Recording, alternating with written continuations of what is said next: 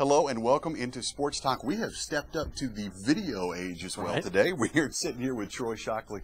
He is a beat writer here for the Abilene Reporter. Just talk about that real quick. Being a beat writer, not all newspapers do the beat system, but you guys do that. What does that entail for you personally? Typically, I cover Abilene Christian University and Cooper High School. So anything athletically going on at either of those two schools is me, whether it's football, swimming, gymnastics, anything, basketball, whatever. And like you said, some other places have it different, where one guy will cover football, no matter what school. Well, let's talk about ACU first of all, and we'll get to Cooper here in a little bit. What an amazing weekend for ACU! They get to the playoffs first time since '77. But it was tough. What was it like at that game? It was tough. You know, they really. It felt like they were in control really through 3/4 of the game. The first half, 6-0 at halftime. It was. I don't think anybody expected it to be like that. When you look at last time, 49-33, you know, both offenses just went nuts. But ACU was really in control, and really until about 8 minutes left, they stayed in control. And then just it's West Texas has this big play offense that's just their couple of drives took a couple minutes. Their last drive took 1 minute and 12 seconds. You know, 50-yard touchdown pass. All of a sudden, it's tied up. Then you get into overtime. Looked like ACU made a stop. They got to the 2-yard line in overtime. West Texas did. ACU makes a goal line stand. Cody Stutz on 3rd down and goal vaulted over the line, sacks him for a 4-yard loss. They got to kick the field goal. You're thinking ACU. They go and they score. They win. But they get stuck in a field goal. Don Hook's former ACU receiver actually gets a partial block. Amazing. Game over. Let me ask you this. Afterwards, obviously, as a reporter, you go into the locker room or in the NCAA for playoffs. They usually set up a room. NCAA, what was that like? It's very weird. There's a 10-minute cooling off period with the NCAA playoffs, and so you have to wait until the coaches talk with their team. There's no on-field interviews. And they bring out the losing team first. And so then those guys, they just kind of sitting at the table staring. You know, they really didn't know a lot of what to say. You know, and you can't really expect that of them. You know, they've been working since the summer. Most of these guys, the reason they've been so good is they stayed here all summer long. They worked together as a team voluntarily all summer long, most of them. ACU season is done, and for Cooper it was much the same. I mean, it came down, whether they were going to make the playoffs or not, came down to the very end for them too. Overtime game there too, and really seemed like they had it. You know, kick a field goal in overtime. All you got to do is stop the Lee charge, and they'd been doing that pretty well. Lee doesn't have a great field goal kicker, and so they knew they were going to probably have to score the touchdown. They'd stop the running game all day long, and then guy breaks it to the outside, breaks about 3 tackles. They had him wrapped up. Guy's arms were around his waist, and somehow he gets out and 25-yard touchdown run, and the game's over. Devastating for that team. They were hoping to get to the playoffs. It's something they hadn't done in a long, long time. And you feel bad for him, you know, because Mike Spradlin is a guy that you can't help but root for. Yeah. You know, I mean, our job is to sit here and maintain neutrality, but he's got so much energy, and you can tell he was crying after the game more than some of the guys were.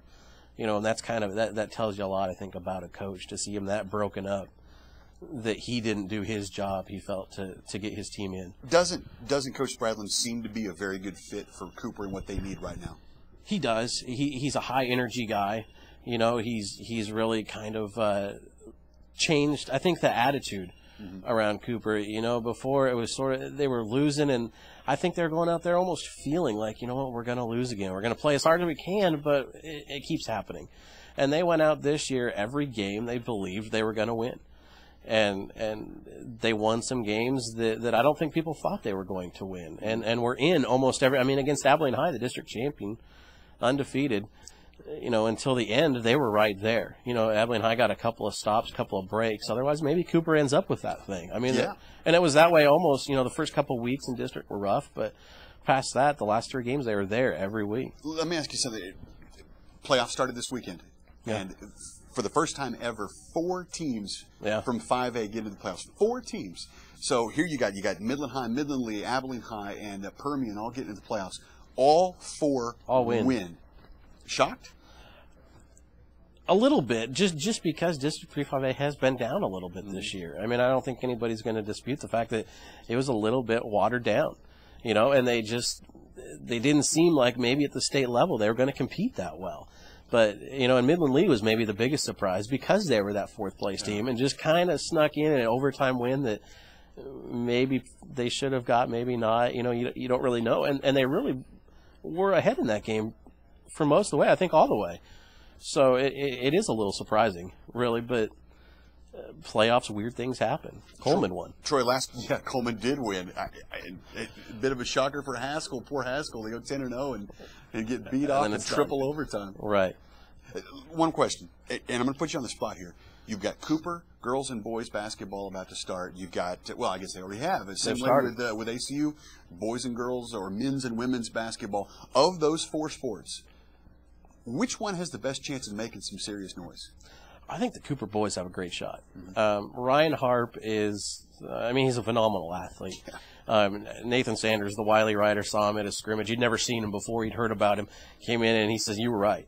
He's got such a smooth shot. He can shoot from anywhere on the floor. He scores in double digits by shooting at the free throw line almost every night because he's such a threat, and he moves so quick that guys move to stop him, and before they know it, he's running over them and he's shooting too." And so, he's so good. And last year they had that, but they didn't have the supporting cast. Nobody was really there to help him. Do they have that this year? They got a little. They really do. Andy Spears, 6'10" center. He was there last year, but he didn't play 6'10". It was almost he didn't realize how big he was. Yeah. And he kind of let guys push him around a little bit. He spent all off season in the weight room. He put on 25 pounds of muscle since last year.